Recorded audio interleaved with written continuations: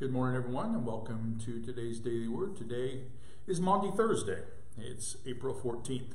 We are at the end, almost, of Holy Week. And we are going to gather tonight at 6 o'clock. Have a great meal planned. We're going to have the fellowship hall ready to go. We're going to share at the tables. We're going to eat at the tables. We're going to worship at the tables. And then we will move upstairs and conclude our time of worship together upstairs. So you're going to want to join us tonight for conversation around the table as we prepare for what the next steps are in this journey through Holy Week. And so this morning we had a big discussion at physical therapy this morning. All the girls that are there, I think all of them, all my therapist girls, are all Catholic. And so their knowledge about it is different than mine. Their thinking about it is a bit different than mine. But I was talking about Maundy Thursday, and they kept saying, what? Well, for them it's Holy Thursday. But for us, for me at least, Maundy Thursday is from the word mandate, mandatum, because Jesus gives, as we're going to hear tonight, this new mandate that the disciples should love each other so much that people recognize them by their love. That's how they should be known. It's this new mandate that's given to them. And so we had a long talk about that, and Kim, one of my therapists, said, "I always love when Jim comes in because he educates us." And so that's always fun to have those conversations with the girls. So from this morning, as we spend our few minutes together, this is from my Advent devotional, The Longer Haul. It's interesting scripture that the writer chooses from Exodus chapter 12. And I think it's fitting for us. Exodus chapter 12, verses 1 through 2. The Lord said to Moses and Aaron in the land of Egypt, "This month shall be the beginning of months. It shall be the first month of the year for you." Here we are, having gone through from Ash Wednesday now to Maundy Thursday, this long journey. And Ash Wednesday really is the beginning for us. It's the mark of the beginning. And it's where we begin this rather long journey. And for us now, the shadows have lengthened and they've reached the longest hour and the tension of Holy Week. Now we know it began for us Holy Week on Palm Sunday, and it goes through, if you read all the scriptures for the week and know the stories of Jesus turning the tables in the temple and weeping over Jerusalem and the conversation of the arrest of Jesus and well, for us, the gathering around the table. It's always been about the table. It'll always be about the table. We're nearing the climax, though.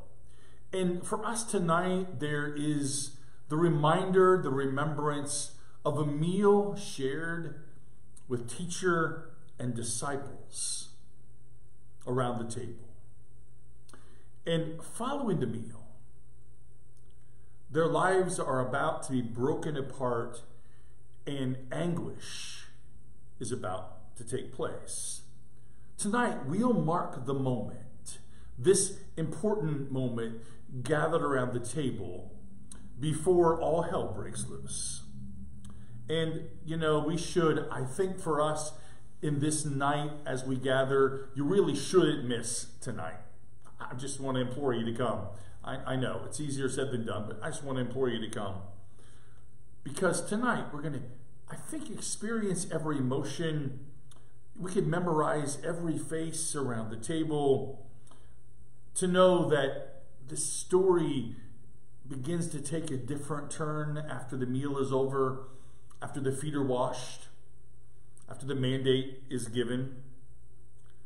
This tonight is, as God says to Moses, it's the mark of a moment that we should take heed of, that we should be aware of, that we should keenly set our hearts and our minds to as we gather around the table. And it's just the beginning of the long haul. We gather at the table, but then we're called to gird our loins for what's next. It's this ordinary day, if you will, before everything changes in the world, before the unknown unfolds, before the worst case scenario has an opportunity to take our breath away. We should mark this moment for us as the beginning. And the beginning is, this ongoing conversation around the table, the banquet table. This ongoing conversation about what it means to love.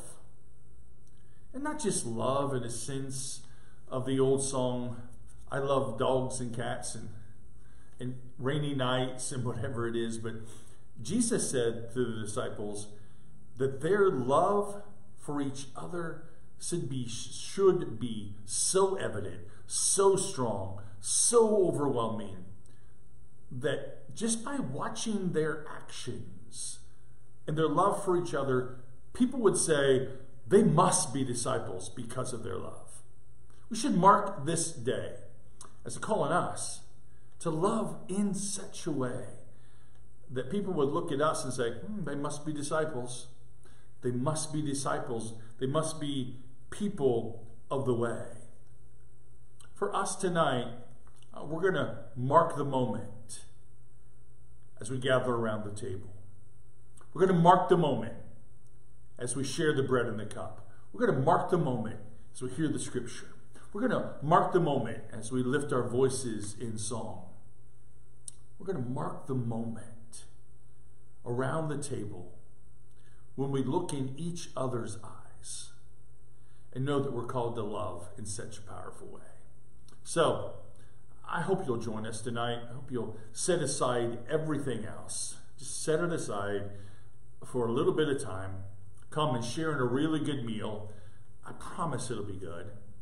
And really good worship. I promise it'll be good. Come to hear the stories again. Come to mark the moment in your life as we share our lives together one more time around the table. So look forward to seeing you. Know of God's love that surrounds you, that holds you close, that love that then allows you to love. And know of my love for all of you, and my love that'll help us, I hope tonight, gather around the table and share in this remarkable moment. Know of all of that as you live your life this day and as we mark the moment together. Have a great day.